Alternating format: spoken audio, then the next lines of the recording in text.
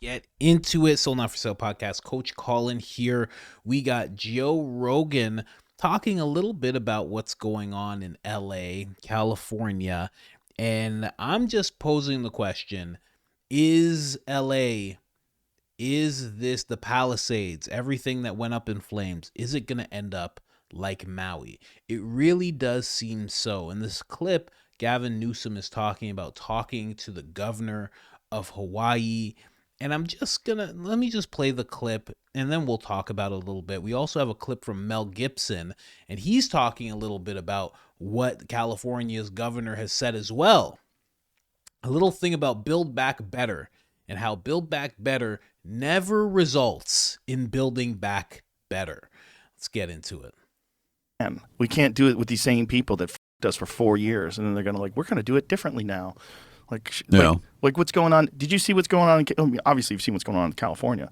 But the governor gave this creepy speech where he was talking about speculators coming in and talking about what to do with the land of all these homes that have been burnt down while it's still only 6% contained. And he did this little dance like, I've been talking with these, with the governor of Hawaii about what to do. We got some ideas. A speculator. We're gonna have some meetings. Like, he's really? Oh, show it to him, Jamie. It's so creepy because it's happening while these people are. Their houses have been burned, all their childhood memorabilia, all the stuff for their kids, the photos, everything they have is gone. All heirlooms, their mother's wedding ring, that kind of shit. Everything's burnt to the ground. And this guy's like standing in front of all this stuff, and he's got a smile on his face, and he's talking about land use. The development plans. Watch this. Play this. I was just talking to Josh Green, the governor of down in Hawaii, who had some ideas around some land use concerns he has around speculators coming in, buying up properties, and the like. So we're already working with our legal teams to move those things forward, and we'll be presenting those in a matter of days, not just weeks. With a big smile on his face. Look at the little wiggle he does with his shoulders. Speculator, watch this. Talking to Josh. Look at this. Look at this little wiggle. It's excited about the possibilities of speculators coming in. And he's saying, move forward. We're going to move forward on that. These people lost their homes. A lot of those people don't even have fire insurance because the fire insurance pulled out of California. I think 69% of fire insurance pulled out of California because they're like, this is too crazy. Like, you guys aren't doing jack shit to manage this. You're not clearing the brush. The amount of money they could have saved by just clearing brush, by filling the reservoir, that 11 million gallon reservoir was completely empty during the time of full fire season. Like, why didn't you fix that? Yeah. Like, it's all insanely mismanaged. And then this guy is on television talking about, we're real excited about that. Doing a dance in front of the burned down home that people used to sleep in, where their children would sleep in. Like, this is so disgusting. That's why I don't want to be governor. It's funny. I was going to tell you about, on the way down here, I happened to be sitting across from one of our senators from Montana. And after, when the flight was getting off, it's hilarious. This old timer comes by him and legitimately, I'm not joking, legitimately brings up to him potholes on the road. Really? Like on the airplane. It's like, you got to do something about these potholes. I'm outside of Belgrade and those potholes are terrible. He's like, okay, yeah, got it. That is what you should be able to do when it comes to governors and whatnot. You should be able to talk directly to them. Exactly the way Gavin Newsom got confronted so many times. Exactly the way Trudeau gets confronted all the time. That should happen regularly. There should be a regular thing where the governor has to just travel the state and just talk to people. You ever notice these people, they just get elected and they're just like, bye. Like AOC's like, Bronx? What do you mean, Bronx? I don't know. I'm in Washington. I don't know. I'm doing good things. I don't know. People of color, right? I'm taking care of stuff. I don't have time to go back there. Bye. Until she gets reelected. Until it's time to get reelected. Then all of a sudden she starts blaring Cardi B hip hop music. And she's having a thing. She's like, come on, guys. Like I never left. It's ridiculous. They shouldn't be allowed to do that. They should have to stay. Go stay. You should have to stay. Not only should you have to stay in your state, you should have to stay in a neighborhood, just a regular neighborhood, and you don't get security or anything like that. You just stay there and just be one of the people for a while. You guys already heard me go off on this, but what Joe Rogan was talking about with Gavin Newsom is very true. He was talking to Josh Green, the governor of Hawaii. Now, the governor of Hawaii already mismanaged that situation. He wanted to make a moratorium, which stopped everybody from selling their land and stopped speculators from coming to buy people's land. But what that did was it may have stopped the speculators, but it put the people in a rock and a hard place. They couldn't do anything. They're just sitting there. And then Biden's like, hey, here's $700. Huh. You got it? Here's $700. Need some paper towel? Here's some paper towel. All right. Have a good one.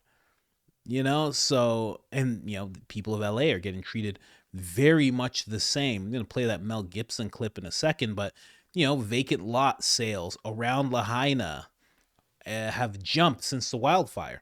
So this is what's happening. So again, this is why I raised the question, will they end up the exact same way? Because Gavin Newsom says that he's talking to the governor of Hawaii about what to do and how to handle that and legal teams and whatnot.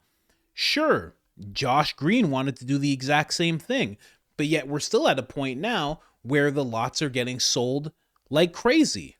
And that's great for a family that wants to do that, but I'm sure all those families will just like their houses replaced. But again, they're in this rough spot where insurance is slow, the government's non-responsive, and they're just kind of sitting there like, well, I kind of wish somebody would come and just buy this from me so I don't have to deal with this anymore, so I can go elsewhere. But that's sad, because then what ends up happening is that long-term, I don't even know what to say, that long-term community that's been there, the generations of people that have lived on that land, all of a sudden they get moved out, but they get moved out in this weird economic way where it's not you're getting forced out like that's happened to people in Hawaii before. You're just getting put to a place where you want to sell and you want to leave. It's very sad, but we're seeing the sales jump up, and we're even getting to a place where there's articles coming out about how Maui needs speculators. Some affected individuals have would undoubtedly prefer to take a payout and move on rather than incur expensive renting / purchasing a temporary domicile until the reconstruction is complete. So now they're at a point where they just can't even wait it out anymore.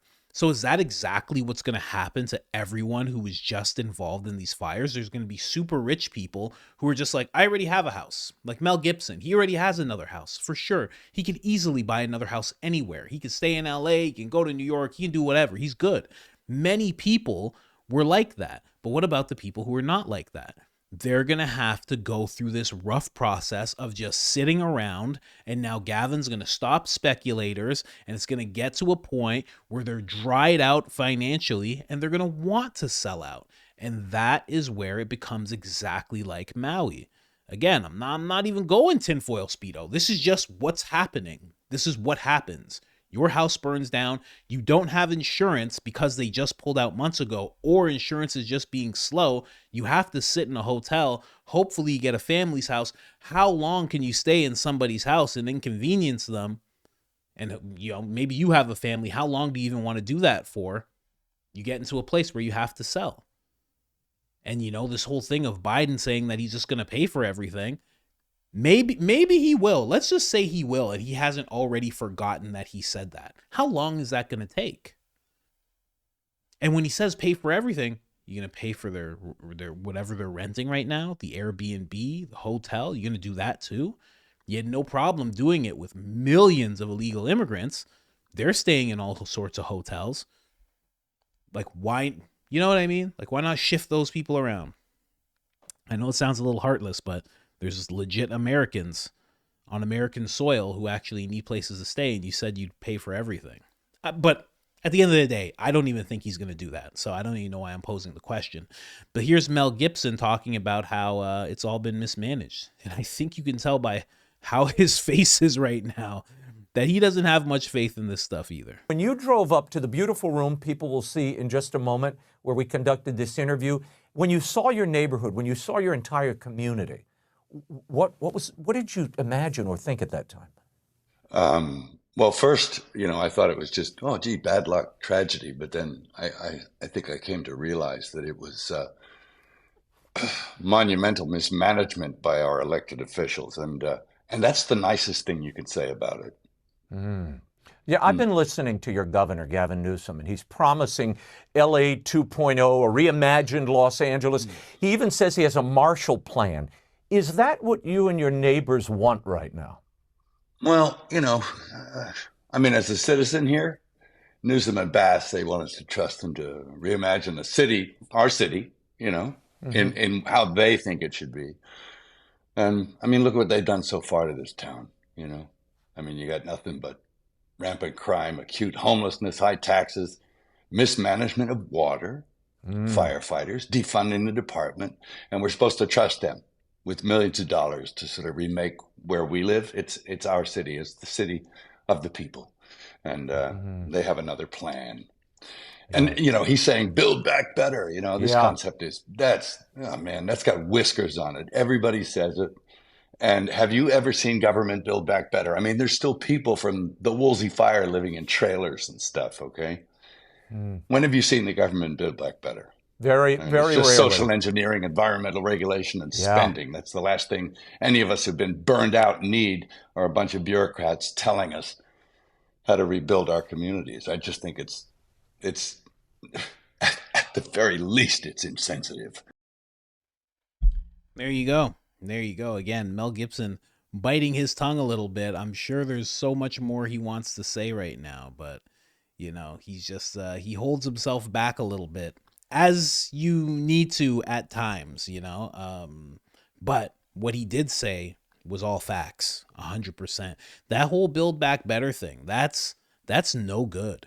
We've been hearing that for what, 5 years ish. That goes right along with Klaus Schwab. That goes right along with WEF. That's steeped in what they're trying to accomplish in Agenda 2030. So I can never go along with that. Let me just type something here. LA Smart City 2028. Let's see if anything comes up here. A friend of mine sent me something.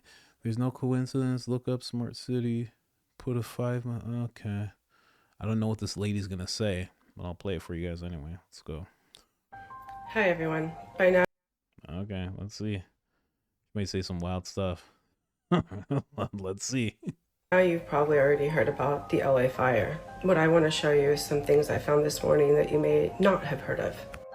First, I want to remind you that for some time, Los Angeles has been part of the C40 Cities Initiative. This is the smart city plan for the entire world. This video from this morning reminded me so much of Lahaina that I decided to do a lot of deep digging.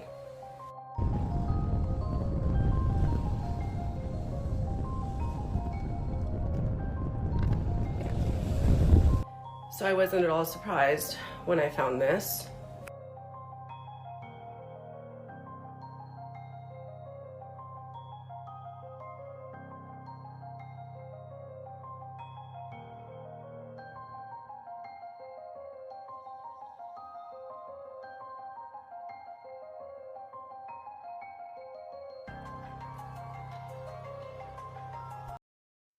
So let's go back and read these because that was going by a little fast for me. I know the rest of you are all super educated, read super fast, not me. State officials pitch Southwest high-speed rail network. High-speed rail network. And then city council approves $1 billion television city developments. Let's see what else is here. Let me mute that. What else we got going here? City council approves. Okay, that's the same thing. Affordable housing fully framed at 10400 South San Pedro Street. What else we got? Okay, MID Construction and JDJ Consulting unite to deliver unmatched development services from concept to completion. Then another thing says mixed use development unwrapped at 601 Wilshire Boulevard in Santa Monica. Okay. Second half of massive development takes shape at Temple and Beaudry Budry storage building to make way for Union Station run-through tracks. Anything else? And then the last thing I think is affordable housing planned at 1178 North Edgemount Street in East Hollywood. Affordable housing planned at 4129. Wow. Del Rey. Very interesting stuff. So that's basically, just wanted to look into that because somebody actually sent me a whole PDF on it, but they sent it on an app that's not connected to my computer, and I didn't go through it yet, but it did touch on the whole smart city thing. So, I mean, smart city aside, development plans were already planned. It is seeming quite like Maui. And, beyond all the tinfoil, let's just talk about solid facts. It's exactly like Hawaii in the sense that there's going to be a lot of people who are going to get drained out financially, and they're going to sell whatever land that they had at a price that may not be up to what they should be getting. There's some people in Hawaii that are selling 2-acre lots for $500,000. And yes, in Hawaii, it's hard to build. So, you're going to pay a little more to build something on top of it, but still, it's going to be rough. And I think the same thing's going to happen. So very, very interesting. I haven't talked about it in a while, but the concept of a 15-minute city didn't go away, folks. So I just wanted to bring that to you guys really quick. What do you think? You think it's going to go down the exact same way? Honestly, you can't trust. Well, listen, trust Gavin Newsom. Go ahead. I don't know. You know what I mean? Oh, man. Canada trusted Justin Trudeau, right? Right?